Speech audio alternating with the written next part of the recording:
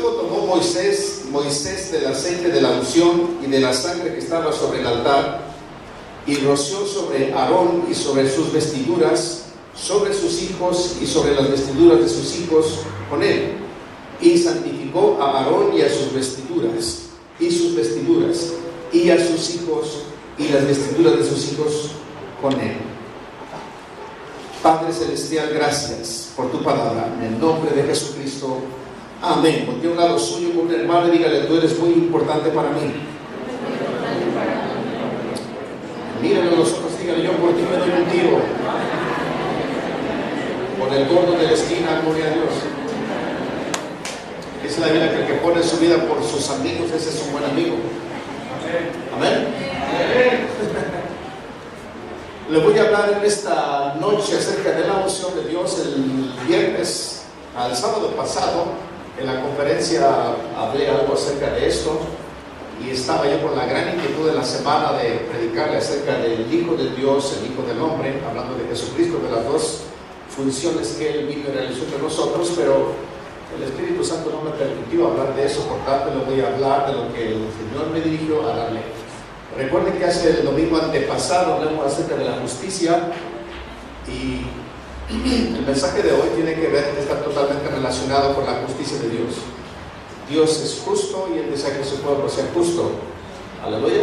Dios tiene todo poder y desea que su pueblo tenga todo poder.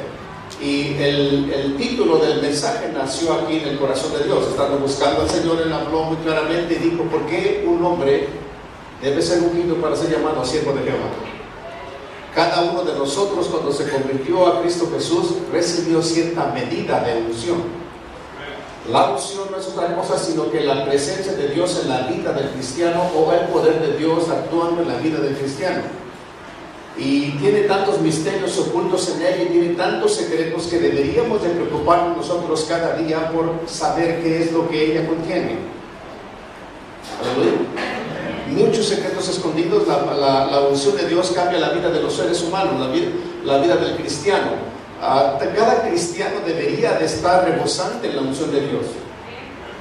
Es tan especial, es tan digna, tan hermosa, que aunque esté dispuesta para nosotros las 24 horas del día, adquirirla no es un asunto de juego. Ha habido muchas personas que les ha llevado años de su vida para alcanzar la unción de Dios, o una altura de unción en lo que ellos hacen para Dios. La unción, por su lado, capacita al llamado o a la persona que fue llamada por Dios para hacer la labor que le haya sido encomendada. Y es en cierta medida algo de la santidad y del poder de Dios depositada sobre un ser humano. Es muy especial, pero todo empieza con un derramamiento de aceite sobre aquellos que son o que han sido llamados siervos de Jehová. No todos los cristianos son ungidos con aceite para una labor, pero todos los cristianos son llamados a buscar la excelencia de la unción de Dios. Cada uno de nosotros tiene la obligación de hacerlo. Le voy a dar lectura al capítulo 61 del profeta Isaías, los versículos del 1 al 3. Dice: el Espíritu de Jehová, el Señor, está sobre mí. Está hablando acerca de Jesucristo nuestro Señor. Porque me ungió Jehová, me ha enviado a predicar buenas nuevas a los abatidos, a vendar a los quebrantados de corazón, a publicar libertad a los cautivos y a los presos, apertura de la cárcel, a proclamar el año de la buena voluntad de Jehová y el día de venganza del Dios nuestro, a consolar a todos los enlutados, a ordenar que a los afligidos de Sión se les dé gloria en lugar de ceniza, óleo de gozo en lugar de luto, manto de alegría en lugar de espíritu angustiado, y serán llamados árboles de justicia, plantío de Jehová para gloria suya. Aleluya. Usted mira este pasaje y inmediatamente nos abre el panorama tan grande, pone delante de nosotros un hermoso retrato de lo que fue la vida del Señor Jesucristo como el ungido de Jehová. Él es por excelencia el ungido de Jehová. Desde que Él apareció en la escena de su ministerio, cuando fue bautizado, inmediatamente el Espíritu de Dios reposó sobre él. Juan el Bautista da testimonio de esto. Dice: yo vi al Espíritu de Jehová, al Espíritu de Dios, descender en forma de paloma y permaneció sobre él. esa palabra permaneció sobre él es muy significativa, porque la Escritura nos afirma que el Espíritu Santo jamás se apartó del Señor Jesucristo. Aleluya. Aún en su muerte dice la Biblia que él nunca vio corrupción. Y la manera como él anduvo entre nosotros es el ejemplo total a seguir. Y él dice desde el Antiguo Testamento, Isaías profetizó de él, y en el Nuevo Testamento él estando en la sinagoga encontró en el libro del profeta Isaías la escritura que dice: el Espíritu de Jehová, el Señor, está sobre mí. Y dio lectura a este pasaje que acabo yo de leer. Y dice: porque me ungió Jehová. La razón por la cual el Espíritu de Dios estaba sobre de él era porque Jehová o el Señor lo había ungido para hacer la obra que él hizo entre nosotros. Y qué obra tan excelente la que el Señor Jesucristo hizo. En primer lugar, la predicación del Evangelio, esa era prioridad en la vida de Jesucristo. Él tenía la unción necesaria para predicar el Evangelio. Y sabemos que tenía la unción requerida para predicar el Evangelio porque era respaldado por todas las señales, milagros, prodigios, portentos que él hacía. Cuando usted mira a un hombre que Dios lo respalda, en el que respalda el Evangelio con las señales que la palabra dice, usted sabe que esa persona está siendo ungida por Dios o ha sido ungida por Dios. El Señor Jesucristo tenía el respaldo de Dios en todo. Miraba más allá que cualquier otro ser humano, entendía los corazones de los hombres, no tenía necesidad que nadie le mostrara los pensamientos de los hombres porque él conocía el corazón de los hombres. Eso se llama ser un hombre ungido de Dios. Aleluya. No tenía la forma en la que Cristo anduvo. En ciertas ocasiones él exhibía el corazón de los hombres que lo asediaban, pero él siempre guardaba la integridad de los corazones de las personas. Él no anduvo agarrando a un Judas, por ejemplo, diciéndole: eres un malvado, dentro de ti hay maldad y me vas a entregar y bla bla bla. No. Él sabía a quién le entregaría, pero a pesar de eso él anduvo con Judas al lado suyo, confiándole las finanzas de su ministerio.